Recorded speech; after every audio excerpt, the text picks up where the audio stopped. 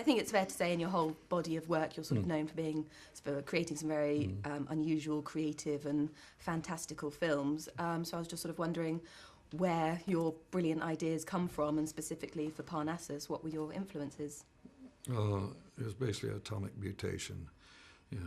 When the bomb went off in Hiroshima, the atomic radiation poisoning reached me in Minnesota and damaged my brain. And so I thank you very much. You've asked that question, that I'm a mutant, basically. But in a great way. Thank you. It's working for you. Well, that's the point, is to make money out of your failings. Yeah. Every movie I've made is sort of stored away there. Every book I've read, every painting. It just, I don't know. I seem to absorb lots and lots of information. And then eventually it sort of bubbles up to the surface in my brain occasionally. And I think it's an original idea. It's only later that people then say, no, that's from that and that's from that. So, there's no end of influences. I think that's the key, is to look at everything. It's a brilliant range of cast, particularly Lily Cole, sort of quite an interesting choice that's obviously really paid off. But she's a relative newcomer in amongst all those really experienced actors. So what was it that you saw in her that meant you knew she would be right for the role? I didn't. It was a big gamble. I just thought, let's throw her in with the sharks and see if she can swim. Yeah. She could.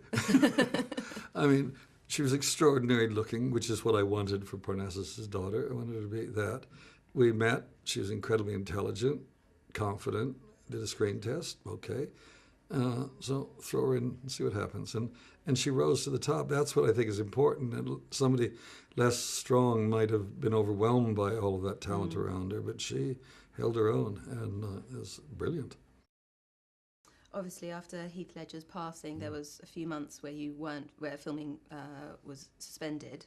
And during that time, was there a sort of constant dialogue and argument going on in your head about whether to continue or not? And how did you decide to actually continue? I decided to continue in the first few days. Oh, right. We only had 5 weeks before we started up again. Okay. So rewrite, change. It wasn't so much rewriting, it was trying to find a solution to how we could deal with the bits that Heath hadn't done, but with a magic mirror at the heart of things, it makes it easier. And once you change, and the first time somebody goes through the mirror, that their face can change, you basically are set up to have other people take over.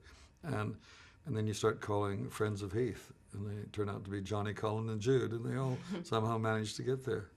So was there a lot of rewriting that had to be done? Because like you said, I mean, the premise just sort of... No, it's basically... It doesn't seem like it could have been anything else, but it just... Well, it didn't feel like that at the time. Yeah. I mean, mentally, I just couldn't get myself to do it. But I was pushed by a lot of people, and then it focuses you that, okay, there's only so many things I can do. I can't do that because Heath isn't there anymore, but I could do that on that side of the mirror. And you start, okay, that's it. So it's in effect, it's basically the same, but we had to plant things earlier so that things later would work out. So I assume this has been one of the hardest projects of your career to work on. Anything after this is going to be a piece of cake.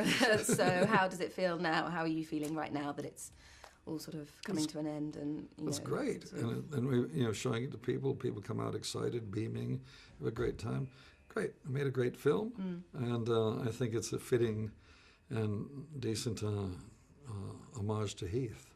Not just that his last work is up there on the screen, but all the people out there that loved him and came to the rescue. That's pretty extraordinary.